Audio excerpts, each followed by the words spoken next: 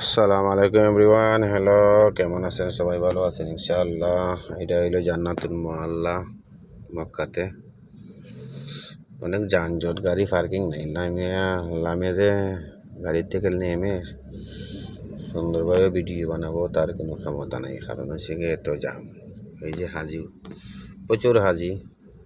মাগরিবের আগে তো আসরের পর টাইমে সবাই হারাম কাবা করে দেখতেছেন, নামাজ পড়বেন, ইফতার করবেন, তাই যানজট বেশি। সবাই হোটেল তো বাড়িয়ে গেছে। এই যে আমগর ইটাবারটা আমাদের, এই যে তার লুকটা দেখান, অসাধারণ বিউটিফুল।